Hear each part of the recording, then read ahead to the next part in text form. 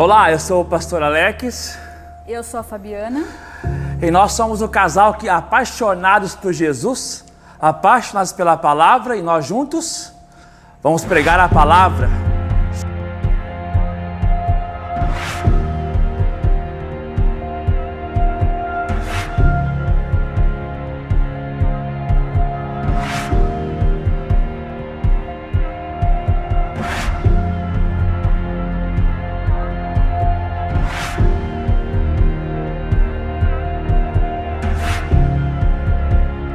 Estarei lendo Tiago capítulo 1, a partir do versículo 5. Se, porém, algum de vós necessita de sabedoria, peça a Deus, que a todos dá liberalmente, e de boa vontade ser-lhe-á concedida. Nós temos entendido que uma das coisas mais difíceis que tem hoje para vencermos provações, meu bem, é sabedoria. Porque na verdade nós nascemos tolos. E sem a palavra de Deus, somos tolos, imprudentes, insensatos. E como é difícil ter sabedoria.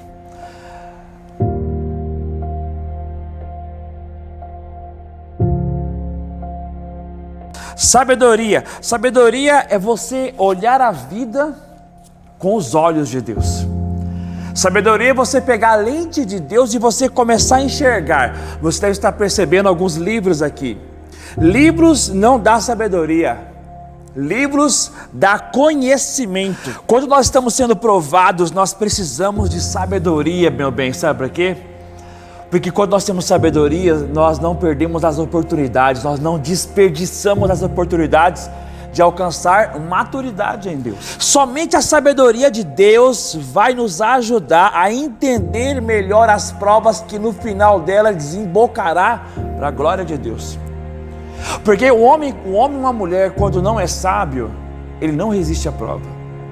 Ele não sabe passar situação difícil, porque é tolo. Quando a mente dele não está no céu, está na terra, ele não tem sabedoria. A sabedoria dele é humana.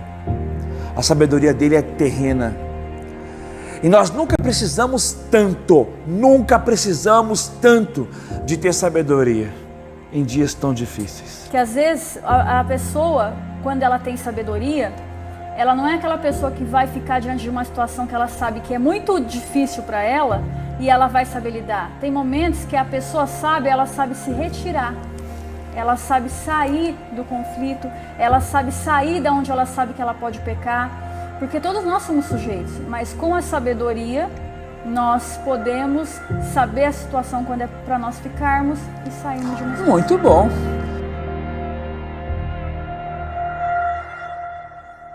E sairmos de uma situação. Muito bom. Mas a pergunta pode ser: eu posso ter sabedoria? Você pode ter sabedoria? Quem pode ter sabedoria? A Bíblia vai dizer: como alcançar sabedoria? Peça a Deus. Se você está sentindo falta de sabedoria, peça a Deus. Você pode pedir. O texto está pedindo para você pedir. O texto está mandando você pedir. Peça a sabedoria a Deus. Na hora que você acordar, na hora do almoço, na hora da janta, todos os momentos que você for orar, o texto diz: peça a sabedoria a Deus. Sabe qual que é o principal disso? O principal é que o texto vai dizer assim, a todos dá liberalmente. Se nós pedirmos a Deus, a Bíblia diz que Deus é generoso. A generosidade de Deus é ilimitada. Pode pedir que Deus dá. Deus dá sabedoria a todos. Não é igual aquelas pessoas que buscam conhecimento em livros. Eu entendo sobre isso. Eu leio 3, 4 livros por mês. E isso não dá sabedoria, dá conhecimento. Eu quero te dizer, Deus dá sabedoria para todos. Para todos. E o texto vai dizer assim, de boa vontade. Deus tem boa vontade de poder dar sabedoria para você. Recebe essa palavra. Deus tem boa vontade de tornar você maduro. Se nós pedirmos a Deus, a Bíblia diz que Deus é generoso. A generosidade de Deus é ilimitada. Pode pedir que Deus dá. A generosidade de Deus não conhece limites. Não conhece limites. O próprio texto está dizendo: a acolhida de Deus é garantida, totalmente garantida, e você pode receber agora. Deus quer dar sabedoria de boa vontade. Deus está com boa vontade, ser-lhe-á concedida. O texto diz, vai ser concedido a você. A pessoa culta nem sempre é sábia. Muito bom. Olha, eu já lidei com pessoas muito cultas, muito inteligentes, mas que já estavam no quarto casamento. Casamentos destruídos, filhos drogados e eles com um monte de PhD no Eu acredito currículo. que uma pessoa, para se diferenciar, para entender quando tem a sabedoria de Deus e a sabedoria terrena das pessoas, é quando ela entende que tudo isso aqui vai passar. E é quando ela entende que tudo que ela planta aqui é para a eternidade, não é para ficarmos ricos, não é para encher os nossos bolsos, não é somente para a nossa família, mas é simplesmente para o reino de Deus, para a glória dele, entendendo que a sabedoria serve para nós usarmos para o Senhor e para o seu reino.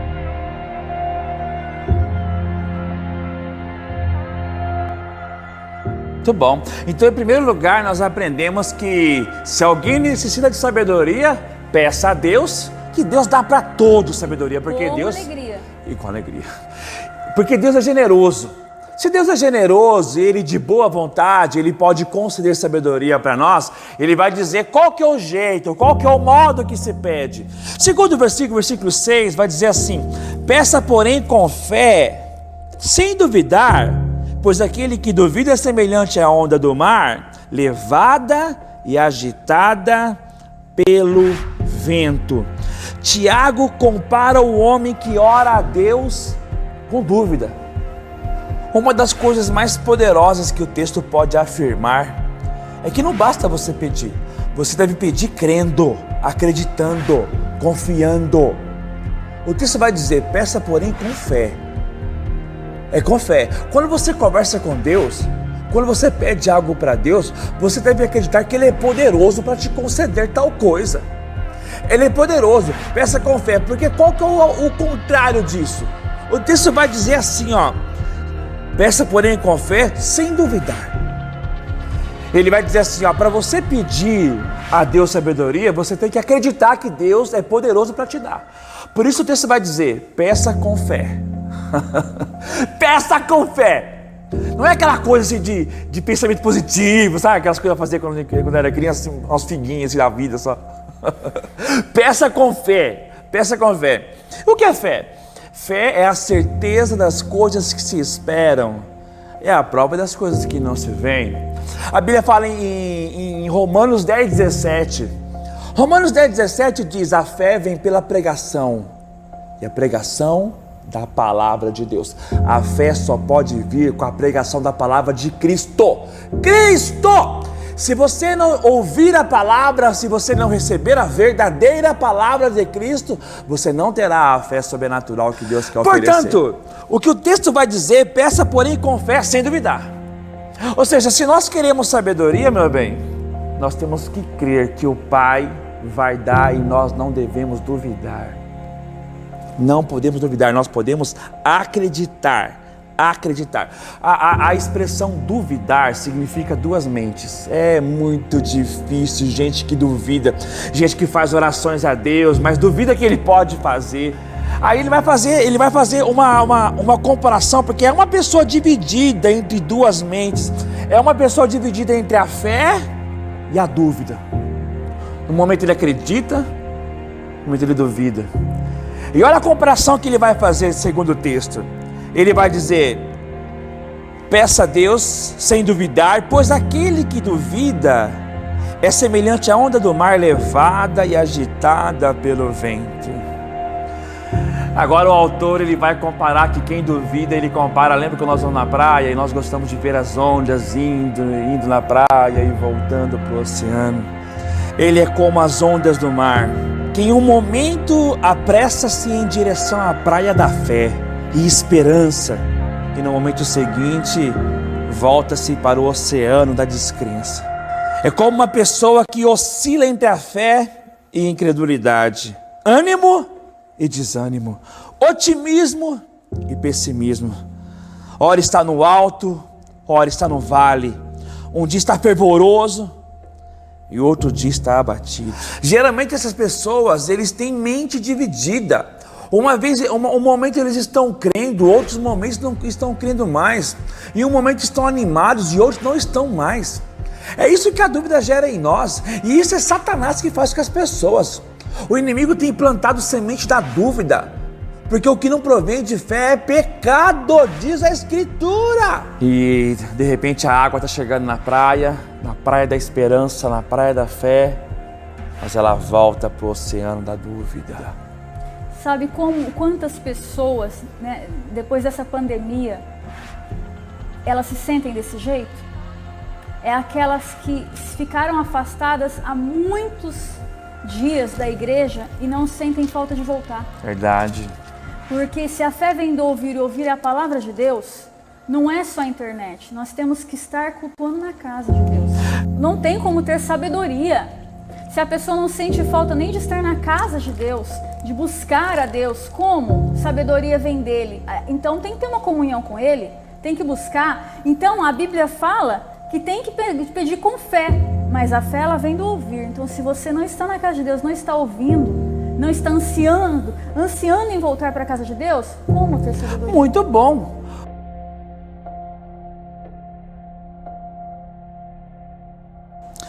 E o texto vai dizer, meu bem, no versículo de número 7, não pense tal pessoa que receberá coisa alguma do Senhor. Sabe o que acontece? O texto vai dizer novamente, não pense tal pessoa que receberá coisa alguma do Senhor. Sabe o que acontece quando você faz uma oração sem sabedoria?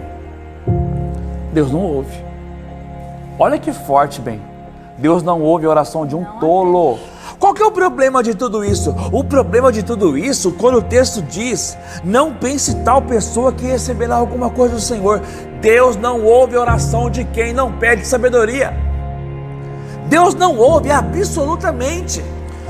Então o texto está dizendo assim, não pense, olha aqui, não pense que você vai receber alguma coisa do Senhor, então não ouve. Então você tem que pedir sabedoria todo dia para Deus, porque se você não for um homem sábio, se você não for uma mulher sábia, olha o que o texto, isso aqui não é coisa de pastor não, gente, isso aqui é a Bíblia Sagrada, isso aqui é a Bíblia, isso aqui não é fora de São Paulo não, isso aqui é a Bíblia, não é a revista Veja. Não pense tal pessoa que receberá coisa alguma do Senhor. É por isso que tem muita gente que ora e não quer ser sábio e não recebe nada. E isso não ocorre por conta da natureza, do caráter de Deus, mas isso ocorre em consequência daquele que não pede. Por isso que é importante que isso possa entrar na tua mente. Por favor, em nome de Jesus, tenha sabedoria como alvo da tua vida. Peça a Deus com fé, entregue a Deus a sua vida com fé, acredite nele com fé. Se você não tiver sabedoria, o texto vai dizer, não pense tal pessoa que receberá alguma coisa. É como se fosse um navio no meio do oceano indo para lá e para cá, para lá e para cá. A sabedoria faz a pessoa ficar indo por ventos de doutrina. Um lado tá, um momento está aqui, um momento está lá. A gente chega a uma conclusão que a falta de sabedoria é pecado. Lógico. Por quê? É o pecado que afasta o homem de Deus. A Bíblia fala em Isaías 59:2 que o Senhor, ele não vai ouvir a oração daqueles que estão em pecado. Não vai atender. Então é muito isso daqui que você acabou de ler. E isso não é. Imagina que você vai receber, porque não vai, porque tá em pecado. E isso não ocorre por causa da falha do caráter de Deus. Mas isso aqui é uma consequência da falha daquele que pede. Falha do ser humano. Daquele que pede por quê? Porque o homem, um jovem, um adolescente, um adulto que não quer viver uma vida sábia com Deus, não adianta. Você pode orar, você pode fazer o que você quiser. Se você for um tolo, a sua casa cai, sua casa é edificada na areia. Na hora que cair as águas, cair a chuva, transbordar os rios, soprar os ventos e der com ímpeto contra a sua casa, ela vai cair. Só Jesus nos alicerça na rocha dele, para que em vindo a chuva, rios e ventos, nós não vamos cair.